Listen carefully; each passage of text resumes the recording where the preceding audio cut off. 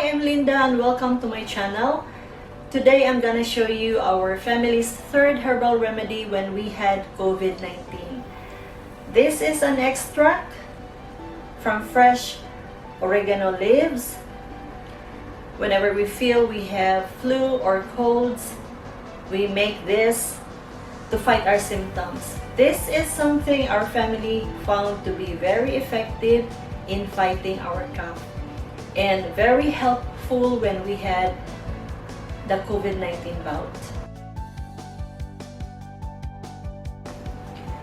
We have oregano plant here. We need a handful to make or to get 1 tablespoon of juice. One adult needs at least 1 tablespoon 3 times a day. What we will be doing now is only good for 1 dosage.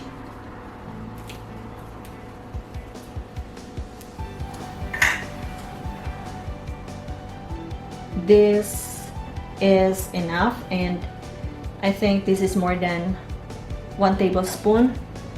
I would recommend making fresh batch every time you need to drink. It is not good to make one big batch and keep what you don't need and consume later. Fresh is better. Comes from outside, and look, the leaves are dusty. It needs washing. We pat it dry to remove excess water. And using this handy dandy mortar and pestle, I'm going to pound this slowly until the leaves become soft and watery.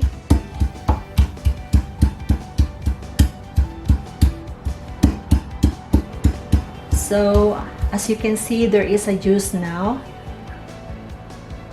and this is about 1 tablespoon.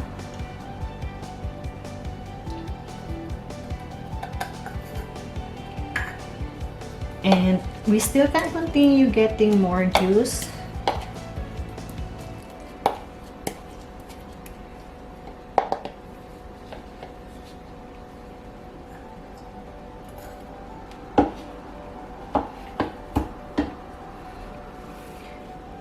See, a handful, and only you can take extract like this much.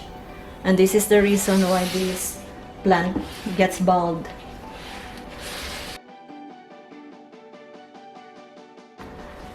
Now, if you ask me whether oregano extract is better than this cough syrup, well, first of all, make no mistake about it, we believe in medicine, and for us, knowledge to make medicine is a gift from the Lord. In fact, these cough medicine are very effective in their own right, and we are drinking it. But none can offer immediate and soothing relief like oregano extract can. We have been using oregano for 2 years now. Ion, who has allergies and asthma, has been drinking oregano since he is around 5 years old. He is now 7 years old, and he is a living proof that oregano works and is effective, and he doesn't have any allergic reaction whatsoever to this natural how does remedy. it taste?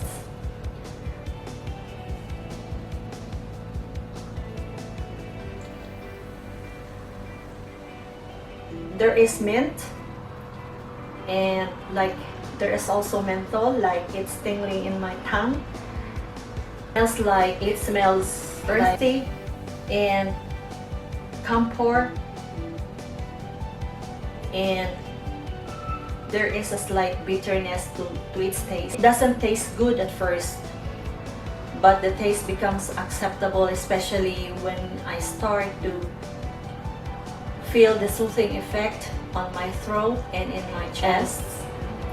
After a while, you won't notice any bad taste at all. It is acceptable, and what you're thinking is it can do good to your body, and it will help heal your symptoms, especially when you have colds. And according to science, what makes this plant so effective in fighting respiratory illnesses is its compound called carbapenem. I know many of us already knew the benefits of oregano. And in fact, in my hometown, we call this kalabo, and every person in my hometown use this as our medicine. Family have proven oregano extract to be very effective, and it costs nothing for us because we have plant. Oregano extract did a good job in helping us fight our cough and other COVID. If you have COVID symptoms, it is best to consult your doctor or any health professionals, especially if you have underlying conditions. Wishing you all good health, and please don't forget to subscribe so that you will see my next video, on which I feature the last plant that help us fight COVID-19. God bless you all, and bye-bye for now.